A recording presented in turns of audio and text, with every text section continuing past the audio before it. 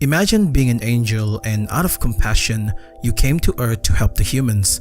But instead of feeling grateful, the humans strap you to a device and drain you of your power. That is what Angel Engine is all about. Created by TheUnearthlyhub, Angel Engine is an analog horror series that tells the story of an angel who came down to Earth to help humanity but was taken advantage of by the humans who strapped the angel to a device that allows them to use the angel's power for their own. As the series progressed, it became clear that everything is not what it seems.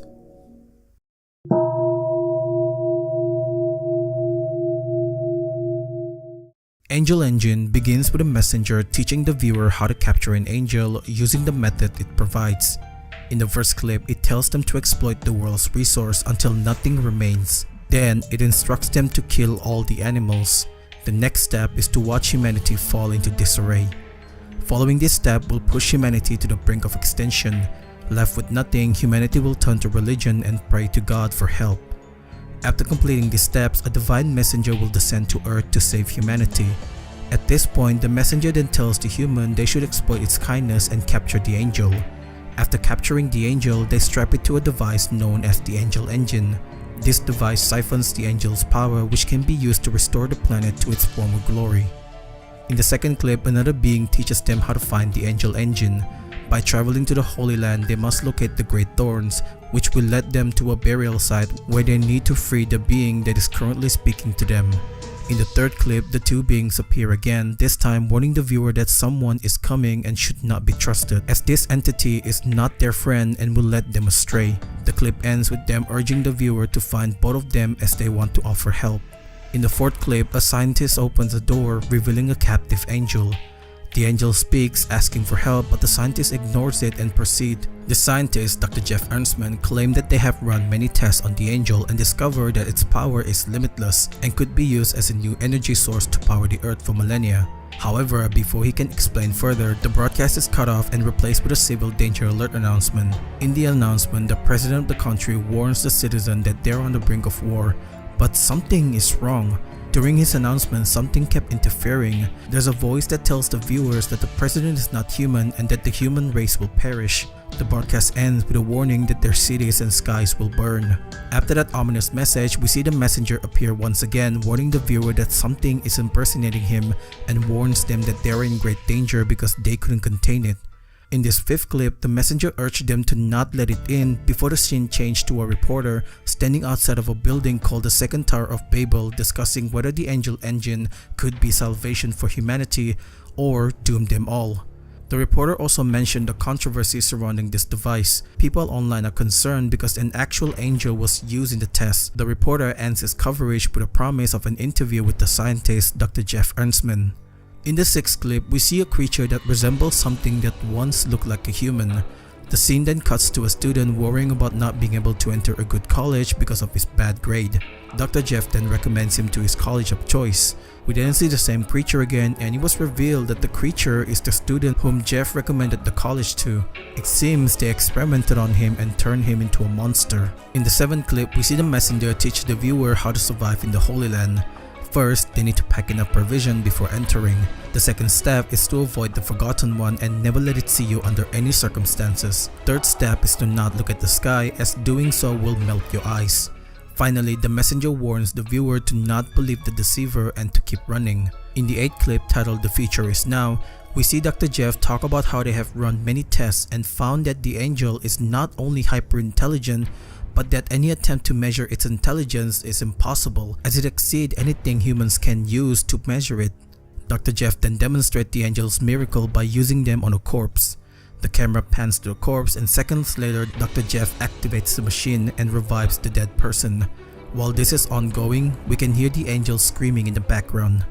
In a ninth clip titled "The Interview," we see Uriel's horrifying condition. He is nothing but bones, with only little of his skin intact. The clip then cuts to the Barry Donovan show where he interviews Dr. Jeff. In the interview, Barry discussed the ongoing online hate for Dr. Jeff regarding his treatment of the angel. Jeff replied by saying that he's not wrong, since from the beginning of the test, the angel could have run away, yet it chose to stay. Barry then discussed how the crowd tries to discredit Jeff's work by saying that without the angel, Jeff wouldn't be where he is.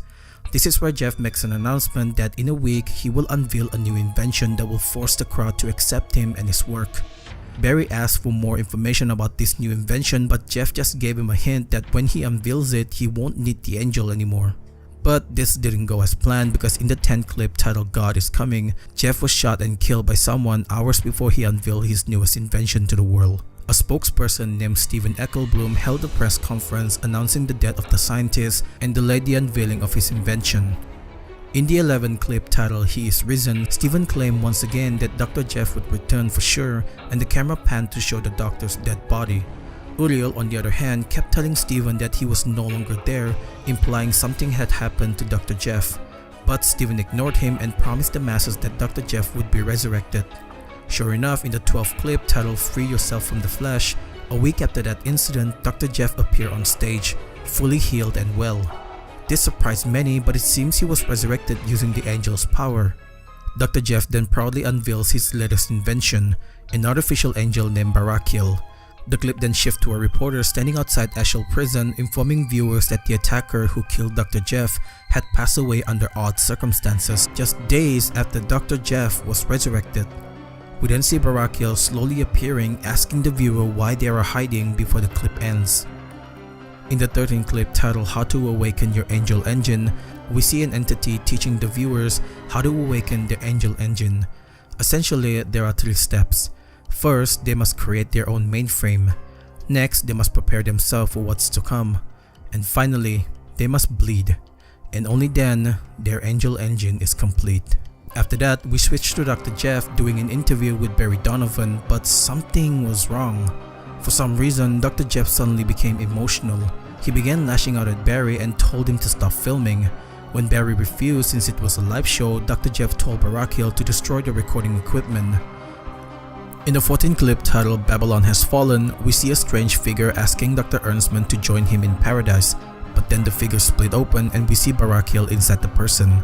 We then see a place that looks like hell itself and the figure of Dr. Ernstman standing behind piles of corpses. It then shifts to Dr. Ernstman talking to Stephen Eichelblum. When Stephen told him that he wants to help, Dr. Ernstman said this chilling sentence. You can't help me. You can't help yourself. You can't help anyone. Now, my eternal rest is no more. Now, my mortal wound spreads. Now, Babylon has fallen.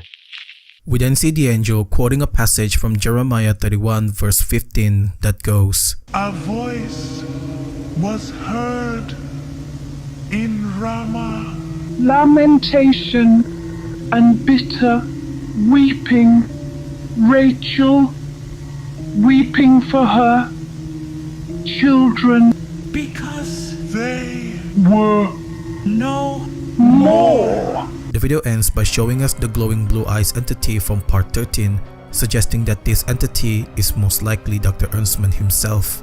In the 15th clip titled Angel Corp, we see a humanoid machine called the Angel Corp, a machine created by Dr. Jeff based on the artificial angel. Imbued with power from the angel engine, this machine's main purpose is to resolve minor problems that aren't too important for the angel engine itself. But since they're new, accidents were bound to happen. As Stephen Eichelblum explained the important uses of this new machine, the robot suddenly placed his hand on Russell's shoulder. Russell was taken aback by this, but Stephen told him to remain calm, assuring him nothing would happen. Well, he was wrong, because seconds later the robot tightened its grip and Russell immediately disintegrated. This caused Stephen to panic and urged the crew to turn off the camera, but the damage was already done. In the 16th clip titled Justice for Russell, during a panel discussing who get to control Angel Corp, someone entered carrying what seems to be a pot. One of the Angel Corp machines saw this and tried to stop him, but he wouldn't listen. Seconds later, a loud explosion was heard. In the 17th clip titled You Are the Salt of the Earth, the founder of the Yellow Coat, an anti-angel movement named Jamie Dubois, appeared on the Barry Donovan show to discuss his anti-angel movement. He stated that Jensen was a hero for dying for the cause but believed he was innocent. Shortly after saying this, the show was interrupted by a breaking news. Dr. Jeff Ernstman has been declared missing. The news anchor then asked for any information regarding the doctor to be submitted to their website. The scene then shifts to the angel quoting a passage from the Bible by Matthew 5 verse 13. This passage about salt might be a metaphor to illustrate someone who has lost their way. In the 18th clip titled How to Survive No One, Uriel is seen once again giving advice on how to survive the unknown entity. We then see the second Tower of Babel making an announcement that they're expanding their search area and urging everyone to cooperate. After Stephen is done talking, we see his face distorted, possibly alluding to the fact that he is now being possessed by something.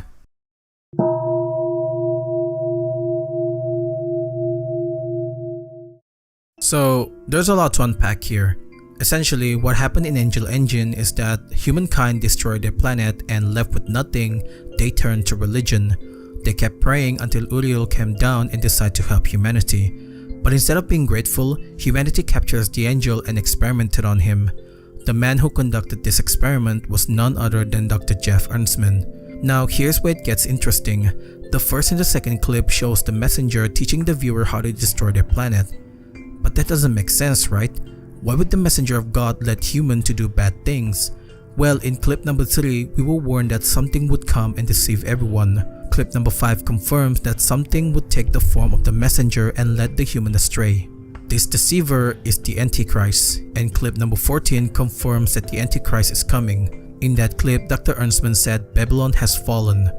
In the book of Revelation, the phrase Babylon has fallen symbolizes the end of time and the beginning of God's final judgment. The Antichrist is always associated with the end of times. In this series, the Antichrist doesn't have a form. It only manipulates the people around it. As seen in clip number 3, when the president announced they were starting a war, this war was so devastating that it nearly destroyed the earth and left humanity on the brink of extinction. This situation forced the remaining population to turn to religion and pray, hoping for salvation. That prayer was answered when Uriel descended to earth to help humanity. But after seeing the immense power Uriel possessed, instead of feeling grateful, humanity betrayed him and strapped him to the Angel Engine device, torturing him and siphoning his energy to restore the Earth's condition. The man leading this cruel experiment was Dr. Jeff Ernstman. Dr. Ernstman was once considered the world's smartest person. He received a Nobel Prize in chemistry at the age of 25 and was eager to take humanity to the next level. However, he couldn't recreate that success and fell into obscurity. It wasn't until 2 decades later that he returned with a new invention to propel humanity into the future, the Angel Engine. This device siphons the angel's divine power and allows humans to use its miracle, including resurrecting the dead. But this wasn't his idea alone, because as seen in part 13 titled How to Awaken Your Angel Engine, we see Dr. Ernstman building the machine under the guidance of the Antichrist. Because of this device, he regained his relevance. But some people were unhappy that Dr. Ernstman kept a real angel in the Angel Engine and began criticizing him. Due to his narcissistic nature, he claimed he wasn't in the wrong and that the angel could have left but chose not to. Once again, the Antichrist influenced him and made him announce his new invention to the world, the artificial angel. This was something Jeff would later regret creating. But now that the artificial angel was complete, the Antichrist has no more use for him. So it possessed Jensen Goldstein and killed Dr. Ernstman. This caused the second Tower of Babel to go into panic mode and attempt to resurrect him.